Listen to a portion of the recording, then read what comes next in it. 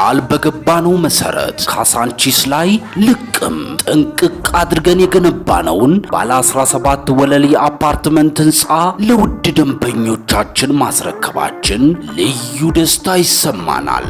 እንኳን ለብርሃነ ትንሣኤው በሰላም አደረሳችሁ። ዛሬ ላይ ደግሞ በዲፕሎማቶቹ መንደር በሆነውና በእንግሊዝ ኤምባሲ አጠገብ እንዲሁም ከአዲሱ ቤተ መንግስትና በቦሌ አየር መንገድ በቅርብ ርቀት ላይ የሚገኙ ዘመናዊ አፓርትመንቶችን ከታላቅ ቅናሽ ጋር በታማኝነት ልናስረክቦ እርሶን እየጠበቅን እንገኛለን።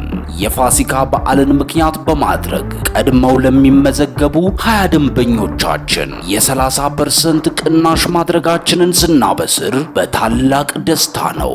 በ10% ቅድመ ክፍያ ተዘጋጅተዋል። ደግመው በማያገኙት በዚህ እድል አሁኑኑ ይጠቀሙ።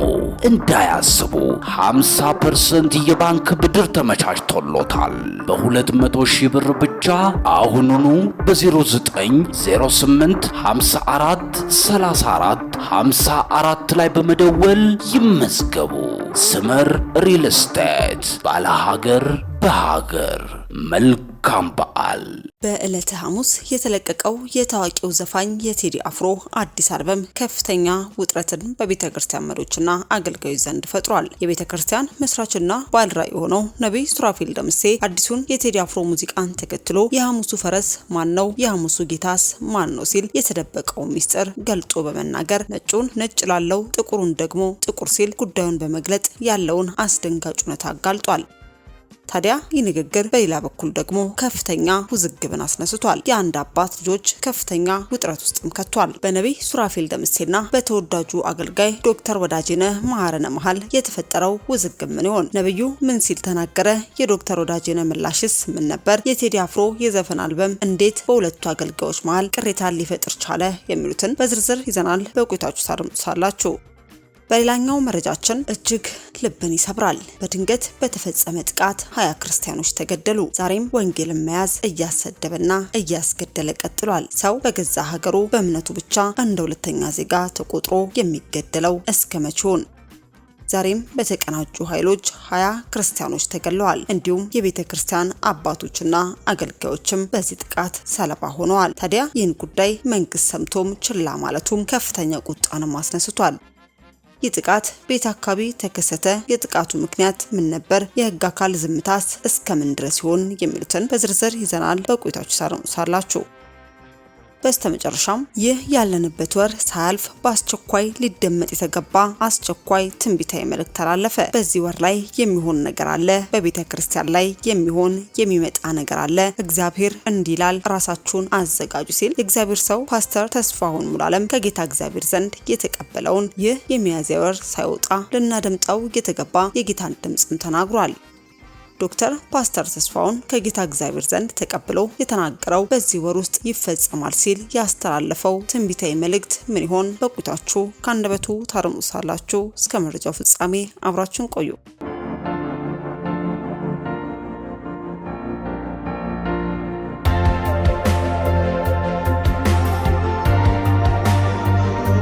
አስቀድመን ወደ ያዝንላችሁ መረጃችን ስናልፍ በናይጄሪያ በተፈጸመ ጥቃት 20 ክርስቲያኖች ተገደሉ። በፕላቶ ግዛት በሚገኘው የቦክስ አካባቢ አቅራቢያ በምትገኝ መንደር ላይ በተፈጸመ የጦር ጥቃት ቢያንስ 20 ክርስቲያኖች መገደላቸው ተነግሯል።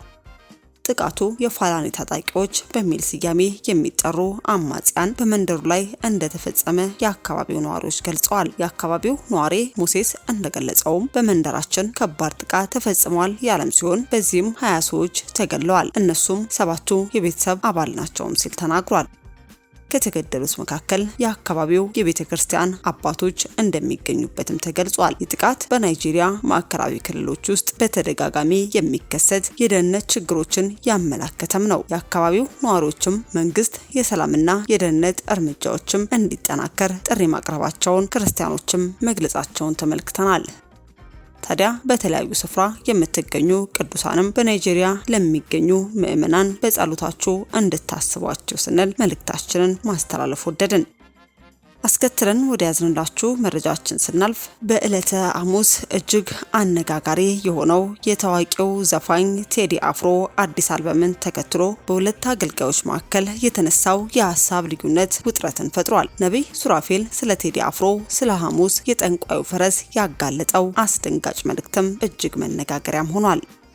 በኢትዮጵያ መንፈሳዊ መድረኮች ላይ ከሰሞኑ የተነሳው ውይይት አይደለም፣ ማስጠንቀቂያ ነው። እናም ይህ ማስጠንቀቂያ በነብይ ሱራፌል ደምሴ ከተነገረ በኋላ ወደ ብዙ ልቦች ገብቶ እየተናገረም ይገኛል። ነብዩ በግልጽ አነጋገር ያቀረበው መልእክትም ከመንፈሳዊ አደጋ ጋር በቀጥታ የተያዘ መሆኑን አጽንኦት አድርጎም ገልጿል። የጉዳዩ መነሻ ደግሞ በሐሙስ ቀን የተለቀቀው የታዋቂው ዘፋኝ ቴዲ አፍሮ አዲስ አልበም ነው። ብዙዎች እንደ መደበኛ የሙዚቃ ስራ ቢመለከቱትም ነብይ ሱራፌል ግን በዚህ ውስጥ ከሚታየው በላይ ያለ ሌላ ነገር እንዳለም አመልክቷል። በተለይ የቀኑ ምርጫ ዕለተ ሐሙስ እንደተለመደ ቀን ሳይመለከተው በቀድሞ ከቀመርና ከጠንቋይ ጋር የተያዘ ታሪክ እንዳለው በማስታወስም ጉዳዩን መንፈሳዊ ትንታኔም አስገብቶታል። የሐሙሱ ፈረስ ማን ነው? የሐሙሱ ጌታስ ማን ነው? የሚሉ ጥያቄዎችንም በመልእክቱ ውስጥም በተደጋጋሚ ተነስተዋል። እነዚህ ጥያቄዎችም ቀላል አገላለጾች አይደለም ብሏል። ከሚታየው በላይ የሚሰራ ስውር አሰራር እንዳለ የሚጠቁሙ መልእክቶች ናቸው ሲልም ገልጿል። እንደ ነብዩ ገለጻም ይህ ጉዳይ ግልጽ የሰይጣን ቀመርና ከጠንቋይ ጋር በቀጥታ የተያዘም ነው። በመልእክቱ ውስጥም አንድ የሚገርም ነገር ደግሞ ተጠቅሟል። በሐሙስ ቀን የሚደበደበው ድቤ የሚል አገላለጽ። ይህ ቃል በተለምዶ የሙዚቃ መሳሪያ ብቻ ሳይሆን ከመንፈሳዊ ስርዓት ጋር የተያዘ ምልክት እንደሆነም ተናግሯል። ይህም እነዚህ ሁሉ ነገሮች በአንድ መስመር ላይ እንዳሉ ያመለክታል ሲልም ተናግሯል። ከዚህ በላይ ዘፋኝነት ኃጢአት ነው የሚለው አቋምም በግልጽ ቃልም አቅርቦታል። ይህን ከራሱ ሀሳብ የተነሳ ሳይሆን እንደ እግዚአብሔር ቃል መሰረትም እንደሚያቀርብም ገልጾታል። ይህ አቋም በብዙዎች ዘንድ ከባድና የሚያነጋግር ቢሆንም ነብዩ በእርግጥ ያመነበትን ነገር እየተናገረ እንደሆነም አጽንኦትም አድርጓል። እንዲሁም የዓለም የሙዚቃ ኢንዱስትሪ በምሳሌ በመጠቀም ከሚታየው በላይ ውስጣዊ አውታር እንዳለውም አመልክቷል። ሰዎች በቀላል የሚቀበሉትን ነገር እንዳይቀበሉና እንዲመረምሩም አሳስቧል። ይህ ዘፈን የሐሙስ ፈረስ አለው፣ የሐሙሱ ጌታም አለው። ነገር ግን የትኛው እንደሆነ ለመረዳት መንፈሳዊ አይን ያስፈልጋል። በሐሙስ የሚለቀቀው ሁሉ ዝም ብሎ አይታይም፣ በጥልቁ የሚሰራ ነገር አለ። ስለዚህ ንቁ ሁኑ፣ ልባችሁን ጠብቁ፣ እምነታችሁን አትሽጡ። ነጩን ነጭ ብዬ እናገራለሁ፣ ጥቁሩን ጥቁር ብዬ እናገራለሁ ሲልም እኛ ያልጠቀስናቸውን ዋና ዋና መልእክቶቹን ካንደበቱ አድምጠን እንመለስ። እናንተ ግን በዙሪያ ያላችሁን ሐሳብ አስተያየታችሁን በኮሜንት መስጫ ላይ አስፍሩልን። በቀጥታ ካንደበቱ አድምጠን እንመለስ። ማን ነው የሐሙሱ ፈረስ? ማን ነው የሐሙሱ ጌታ? ማን ነው በሐሙሱ ቀን ላይ ፈረሱን የሚጋል? በሐሙስ ቀን የሚደበደብ ዲቤ፣ በሐሙስ ቀን የሚለቀቅ ዘፈን፣ በሐሙስ ቀን የሚደረግ ማንኛውንም የአጋንንትን አሰራር በኢየሱስ ክርስቶስ ስም እቃወማለሁ። በምድሬ ላይ በሀገሬ ላይ በትውልዴ ላይ የሚረጨውን የዘፈንን መንፈስ እቃወማለሁ። ዘፈን ኃጢአት ነው። መጽሐፍ ቅዱሳችን በገላትያ ምዕራፍ 5 ላይ የሥጋ ሥራ የተገለጠ ነው፣ እርሱም ዝሙት፣ ርኩሰት፣ መዳራት፣ ጣዖትን ማምለክ፣ ሟርት፣ ጥል፣ ክርክር፣ አድመኝነት፣ ቁጣና ዘፋኝነት ይላል። የእግዚአብሔር መንግስት ሰዎች እንዳይወርሱ ከሚያደርግ ነገር አንዱና ዋነኛው ምንድነው ካላችሁኝ ዘፋኝነት ነው። ዘፈን ከጀርባው የክፉ ስፒሪት ወይም የክፉ መንፈስ አለ። ሰው ዝም ብሎ ሊዘፍን አይችልም። ሰውን እንዲዘፍን የሚያነሳሳ የሚያበረታታው መንፈስ ከጀርባው አለ። አንዳንድ ጊዜ ሰይጣን ሰዎችን ለዘፈን ይቀባል። ለምሳሌ በውጭው ዓለም የፖፕ ንጉስ ተብሎ የሚጠራ የነበረው ማይክል ጃክሰን he was anointed by devil፣ በአጋንንት የተቀባ ነው። ነፍሱን ለአጋንንት የሸጠ ነው። አጋንንት የሚጠቀምበትና የሚሰራበት ነው። ማይክል ጃክሰን ቆሞ በሚዘፍንባቸው ጊዜያት በሙሉ ሰዎች በክፉ መንፈስ ይሞሉ ነበር። ራሳቸው መቆጣጠር አቅቷቸው ሰዎች ይወድቁ ነበር። ብዙ ሰው የሚመስለው ያንን የፖፕ ንጉስ ማይክል ጃክሰንን ስለወደዱት ወይም ስላፈቀሩት ይመስላቸዋል። ነገር ግን አይደለም። ከነ ማይክል ጃክሰን ጀርባ ይሰራ የነበረው የርኩሰት መንፈስ ነው፣ የክፉ መንፈስ ነው። በሚሞትበት ጊዜ ማይክል ጃክሰን ይህንን ነገር ተናግሮ ነበር። ነፍሴን ለሶኒ ካምፓኒ ለቶሚ ማቶላ ሸጨዋለሁ ብሎ በግልጽ ነው የተናገረውና በሀገራችንም ብዙ የዘፈኑ ዓለም ላይ ያሉ አውቀው የሚሆኑ ሳያውቁትም በክፉ መንፈስ አሰራር ውስጥ የተያዙ ናቸው። ብዙዎቹ ላይ አጋንንት ይሰራል። የሐሙሱ ፈረስ የሚል ዘፈን ተለቆ ነበር በአገሪቷ ላይና ይሄ የተለቀቀው ዘፈን ብዙዎችን ያከራከር ነበር። ማን ነው የሐሙሱ ፈረስ? ማን ነው የሐሙሱ ጌታ? ማን ነው በሐሙሱ ቀን ላይ ፈረሱን የሚጋልበውና መጨረሻ ላይ ይሄ ለጠንቋዩ የተዘፈነ እንደሆነ በይፋ በሀገራችን ሲወራና ሲነገር እንዲሁም በየሚዲያዎች ሲንሸራቸሩ ሁላችንም ሰምተናል። አሁንም እላለሁ በተለይ ዕለተ ሐሙስ ተቆጥራ በተልኮና በቀመር ተሰርቶ የሚላክ ኢትዮጵያ እጆቿን ወደ እግዚአብሔር ትዘረጋለች ተብሎ ነው የተጻፈው። ወደ እግዚአብሔር መዘርጋታችንን ትተን እጃችንን ለሰይጣን እንድንዘረጋ ለአጋንንት እንድንዘረጋ ለዚህ ዓለም ለሚያልፈው ክብር እጃችን እንዲዘረጋ ሊያደርግ ያለውን ነገር ፈጽሞ ነው መቃወመው። ስለዚህ የእግዚአብሔር ቃል ኃጢአት ነው ያለኝን የእግዚአብሔር ቃል ትክክል አይደለም ያለኝን እኔ ትክክል ነው ብዬ ላጸድቀው አልችልም። የእግዚአብሔር ቃል የማይደግፈውን ነገር እኔ ጠጋግኜና ደጋግፌ ላቆመው አልችልም። ወይም ደግሞ እግዚአብሔር ያራራለትን ልራራለት አልችልም። እግዚአብሔር አብሮት የሌለውን ነገር እግዚአብሔር አለ ብዬ ልቆም አልችልም። ነጩን ነጭ ጥቁሩን ጥቁር ለማለት የእግዚአብሔርን ቃል ይዣለሁ። ስለዚህ ዘፋኝነት ኃጢአት ነው ስል ከራሴ ተነስቼ አይደለም ወይም ደግሞ የኔ ፐርሰናል ኦፒኒየን አይደለም። this is the word of God። ስለዚህ ዘፋኝነት በኦርቶዶክስ ተቀባይነት የሌለው ስራ ነው። በተያዘ መረጃም ከድምጻዊ ቴዲ አፍሮ አዲስ የዘፈን አልበም ሳንወጣ ተወዳጁ አገልጋይ ዶክተር ወዳጄነህ መሐረነ ስለ ቴዲ አፍሮ አዲስ የዘፈን አልበም እንዲህ ሲልም ተናግሯል። ቦታው መኖሪያ ቤቱ ነው። ፊት ለፊት ተቀምጧል። አጠገቡ ባለቤቱ ክብርት አርቲስት አምለሰት ተቀምጣለች። ራስ ቀርቧል። ጥያቄም ጠየቁት። ቴዲ ላንተ የተለየ ቅዱስ ስፍራ የት ነው? አስቦ መለሰልኝ። ኢትዮጵያ ብሎም ዝም አለ። ያልገባው መሰለኝ። እኔም ደግሜ ጠየቁት። ማለቴ ከቅዱስ ስፍራዎች ላንተ የተለየው ቦታ የት ነው? አሁንም እንደተረጋጋ መለሰልኝ። ኢትዮጵያ አለና አንገቱን ደፋ አደረገ። ለመጨረሻ ጊዜ እኔም ሞከርኩኝ እያስረዳሁት ከአክሱም ከላሊበላ ከግሸን ከመሳሰሉት አንተ ልዩ ቅዱስ ቦታ ነው የምትለው የትኛውን ነው? ቴዲ ፈገግ ብሎ አየኝና ሁሉንም ቅዱስ ስፍራዎች አከብራለሁ፣ ለኔ ቅዱስ ቦታ ኢትዮጵያ ናት አለኝ። የክቡር ዶክተር ቴዎድሮስ ካሳሁን እኔ ቀርቤ እንዳየሁት እጅግ በጣም መልካም ሰው ነው። አንደኛ ቴዲ ለየትኛውም ብሔር ጥላቻ ወይንም ንቀት የለበትም። የተለየ የብሔር ፍቅርም የለውም። ለእርሱ ሁሉም ኢትዮጵያውያን እኩል የተወደዱ የተከበሩ ናቸው። ሁለተኛ ቴዲ አፍሮ የሚተማመነው በችሎታው በዝናው ወይንም በገንዘብ አይደለም፣ በሰራዊት ጌታ በልዑል እግዚአብሔር ግን እጅጉን ይተማመናል። የሚጠብቀኝ ሊቀ መልአኩ ቅዱስ ሚካኤል ነው ብሎኛል። ሶስተኛ ቴዲ ክርስቶስን ይወዳል። በሳሎኑ ግድግዳ ላይ የተሰቀለው የዓለም መድኃኒት ኢየሱስ ክርስቶስ በትልቁ ተስሏል። ቴዲ ያንን ስዕል እያየ ይተርከዋል፣ ይገልጠዋል። የጌታ እናትም የልብ ወዳጁ ናት። አራተኛ ቴዲ አፍሮ መዝሙር ያዳምጣል። የሚወዳቸው 2 የድሮ መዝሙሮችን ከፍቶ አሰምቶኛል። በራሱ ሃይማኖት ባይደራደርም ለሁሉም ሃይማኖቶች ክብር አለው። በራሱ ሃይማኖት ያሉትን የገዳም አባቶች ያከብራቸዋል፣ ይሰማቸውማል። አምስተኛ ቴዲ ሲናገር ቁጥብ ነው፣ ቃላት አባክንም። በሚገባ አስቦ ነው የሚናገረው። ቃላቶቹን ያሻቸዋል፣ ያሽሞነሙናቸዋል፣ አጣፍጦ አሳምሮም ቀምሮም ያወጣቸዋል። ቴዲ ሲያወራ መስማት እንደ ሙዚቃ ነው። ስድስተኛ ቴዲ አፍሮ ለትዳሩ ታማኝ ነው። አምለሰትን በስስት አይኑ ያያታል። እርሷም ሳራ አብርሃምን ጌታዬ ብላ እንዳከበረችው ባሏን በፍቅርና በክብር ትንከባከበዋለች። ባልና ሚስቱን በቤታቸው ማየት በፍቅር ሲያወሩ መስማት እጅግ ደስ ያሰኛል። 7 ቴዲ ያለውን ዝና የሚያውቁ አይመስልም ወይንም ትኩረት አይሰጠውም። ስለሱ ለማውራት ሲሞክር ወሬውን ፈጥኖ ይቀይረዋል። መሞጋገስን ይሸሻል። በጣም ትሁት ነው። ዝምተኛነቱ ኩሩ ሊያስመስለው ይችላል፣ ግን ቴዲ ኩሩ አይደለም። ሰውን በሁለት እጁ የሚጨብጥ ጎንበስ ብሎ እጅ የሚነሳ ጨዋ ሰው ነው። 8 ለቴዲ ሙዚቃ ህይወቱ ነው። በጣም ከፍተኛ የሙዚቃ ክህሎት እንዳለው ይታወቃል። ኑሮው ከቤቱ ወደ ስቱዲዮ ከስቱዲዮ ወደ ቤቱ ነው። የሙዚቃ ስራዎቹ የሚወደዱት በስጦታው ላይ ትጋት ተጨምሮባቸው ነው። ቴዲ የሙዚቃ ጂኒየስ ይመስለኛል። 9 ቴዲ አፍሮ መጽሐፍት ያነባል። ለማንበብ ጊዜ አለው። ታሪክም ይወዳል። ታሪክን በጥልቀት ይመረምራል፣ ይፈትሻል፣ ያሰላስላል። ቴዲ ጥሩ አሰላሳይ ወይንም ቲንከርም ነው። 10ኛ ከቴዲ ጋር ባሳለፍኳቸው ሰዓታት የትኛውንም የፖለቲካ ሰው አንስቶ አላወደሰም፣ እንዲሁም አልተቃወመም። ፖለቲካዊ አስተያየቶችንም ሲሰጥ አልሰማሁትም። 11 ቴዲ አፍሮን ቀርበው ሲያዩት በሚዲያ ከሚታየው በላይ ልዩ ሞገስ፣ ውበትና ክብር የተላበሰ ሰው ነው።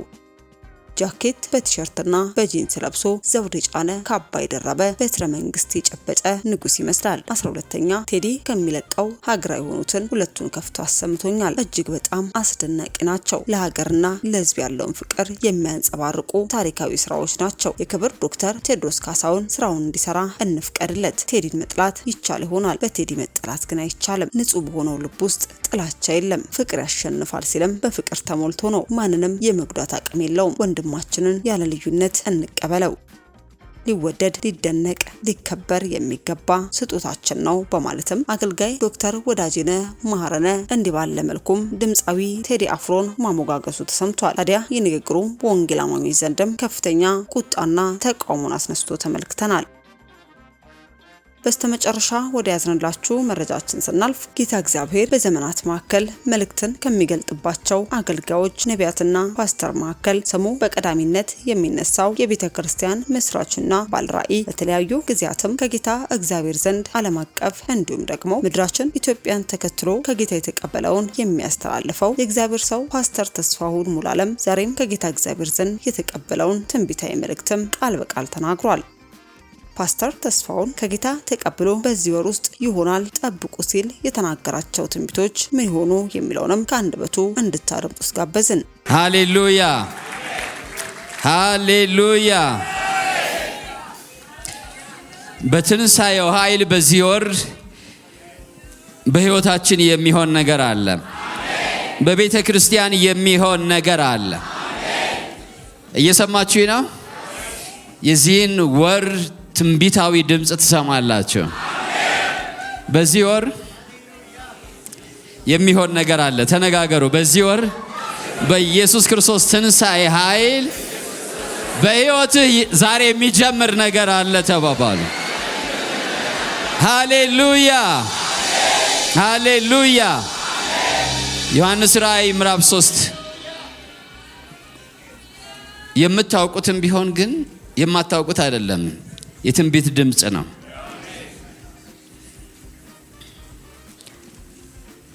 ቁጥር 7 የዳዊት መክፈቻ ያለው የሚከፍት የሚዘጋም የሌለ የሚዘጋ የሚከፍትም የሌለ ቅዱስና እውነተኛ የሆነው እርሱ እንዲህ ይላል፣ እነሆ በአንተ ፊት የተከፈተ በር ሰጥቼሃለሁ፣ ማንም ሊዘጋው አይችልም። እግዚአብሔር እንደዚህ ይላል፣ ይህ ወር የተከፈተ በር ወራችሁ ነው። ይህ ወር የተከፈተ ወር ወራችሁ ነው። እኔ እግዚአብሔር በሕዝቤ ፊት ማንም ሊዘጋው የማይችል እኔ እግዚአብሔር በሕዝቤ ፊት ማንም ሊዘጋው የማይችል የተከፈተ በር ሰጥቻቸዋለሁ። ይህ የተከፈተ በር ወራችሁ ነው። እኔ እግዚአብሔር በሕዝቤ ፊት ማንም ሊዘጋው የማይችል የተከፈተ በር ሰጥቻለሁ። እግዚአብሔር ለብዙዎች ደጆችን ከፍቷል፣ በሮችን ከፍቷል። የእግዚአብሔር ሞገስ በፊታችሁ ቀድሟል፣ በሮችን ከፍቶላችኋል። የተቃዋሚው ኃይል ተሰብሯል። እግዚአብሔር እንደዚህ ይላል፣ በፊታችሁ የነበሩ ተግዳሮቶች በእጄ ተነስተዋል። በፊታችሁ የነበሩ እንቅፋቶች በእጄ ተነስተዋል። የሚናገረን የዳዊት መክፈቻ ያለው ከሁሉ የበለጠ ስልጣንና ኃይል በእጁ ያለው የሰራዊት ጌታ እግዚአብሔር ነው። ሃሌሉያ። የዳዊት መክፈቻ ያለው በሉ እስኪ። የሚዘጋ የሚከፍትም የሌለ የሚከፍት የሚዘጋም የሌለ ቅዱስና እውነተኛ እርሱ እንዲህ ይላል፣ የተከፈተ በር ሰጥቻለሁ፣ ማንም ሊዘጋው አይችልም።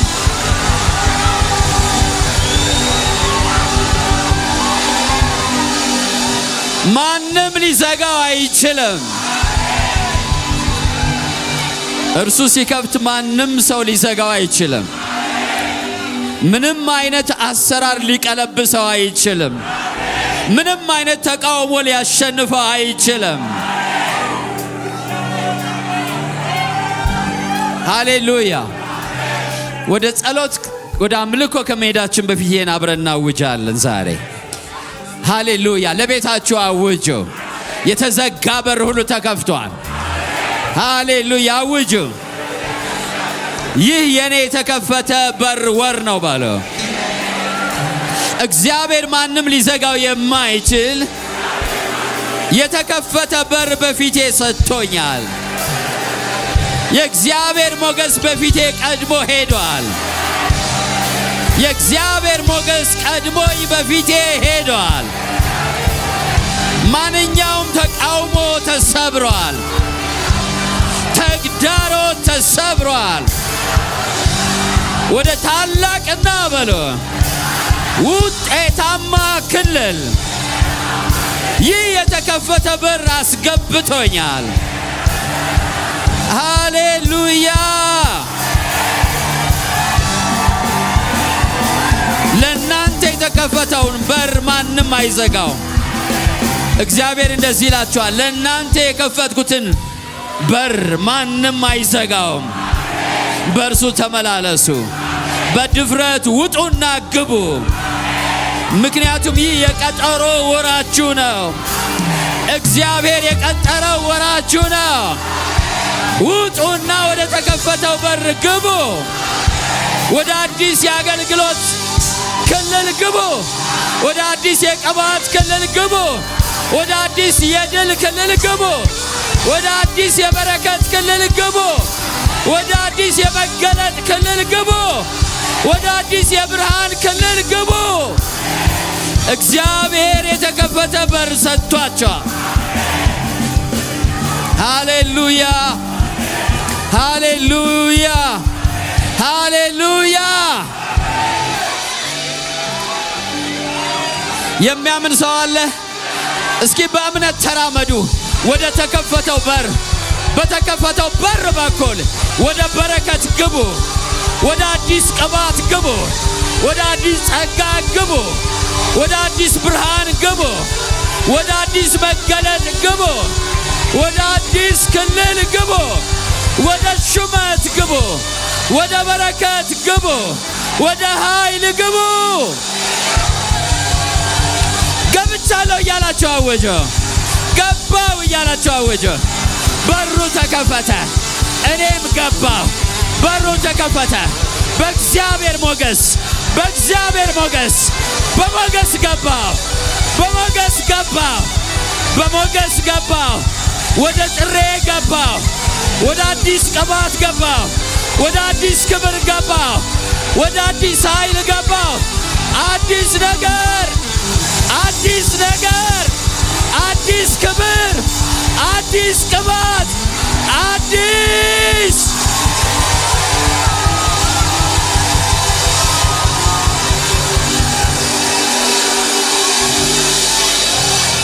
ሃሌሉያ! እየሰማችሁ ነው? እኔ አሁን የትንቢት መንፈስ መጥቶብኛል። አፌ ላይ የምናገረው ሁሉ እግዚአብሔር የሚፈጽመው ነው። ተከፈተ ገባው በሉ። ተከፈተ ገባው።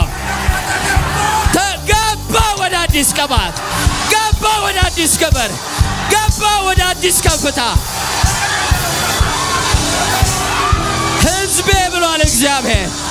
ውጣና ውረሰው፣ ውጣና ውረሰው፣ ውጣና ውረሰው፣ ውጣና ውረሰው። የዛ ጠላት ጥላ ተገፏል። ያ ሲቋቋምህ የኖረው ኃይሉ ተሰብሯል። ኃይሉ ተሰብሯል። ኃይሉ ተሰብሯል።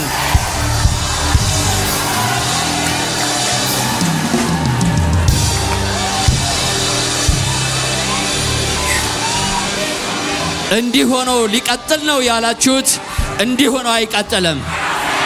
ዛሬ ተከፈተ በኢየሱስ። ዛሬ ተከፈተ በኢየሱስ። ዛሬ ተከፈተ በኢየሱስ። አስከፍት፣ አስከፍት። አሁን ጊዜ ያንተ ነው። በመንፈሳዊ ዓለም አውጅ። ይህ የትንቢት መንፈስ ነው። ቴሌቪዥን ላይ ያላችሁ አውጁ። ይህ የትንቢት መንፈስ ነው። ይህ የትንቢት መንፈስ ነው። አሁን ነው ወደ ክልል የምትገባው።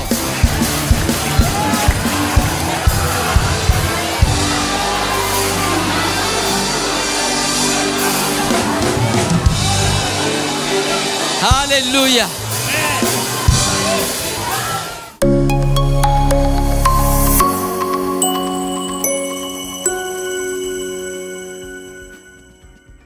ቃል በገባነው መሰረት ካሳንቺስ ላይ ልቅም ጥንቅቅ አድርገን የገነባነውን ባለ 17 ወለል የአፓርትመንት ህንፃ ለውድ ደንበኞቻችን ማስረከባችን ልዩ ደስታ ይሰማናል። እንኳን ለብርሃነ ትንሣኤው በሰላም አደረሳቸው። ዛሬ ላይ ደግሞ በዲፕሎማቶቹ መንደር በሆነውና በእንግሊዝ ኤምባሲ አጠገብ እንዲሁም ከአዲሱ ቤተ መንግስትና በቦሌ አየር መንገድ በቅርብ ርቀት ላይ የሚገኙ ዘመናዊ አፓርትመንቶችን ከታላቅ ቅናሽ ጋር በታማኝነት ልናስረክቦ እርሶን እየጠበቅን እንገኛለን። የፋሲካ በዓልን ምክንያት በማድረግ ቀድመው ለሚመዘገቡ 20 ደንበኞቻችን የ30% ቅናሽ ማድረጋችንን ስናበስር በታላቅ ደስታ ነው። በ10% ቅድመ ክፍያ ተዘጋጅተዋል። ደግመው በማያገኙት በዚህ እድል አሁኑኑ ይጠቀሙ። እንዳያስቡ 50% የባንክ ብድር ተመቻችቶሎታል። በ200 ሺህ ብር ብቻ አሁኑኑ በ0908 54 34 54 ላይ በመደወል ይመዝገቡ። ስመር ሪል ስቴት ባለ ሀገር በሀገር። መልካም በዓል።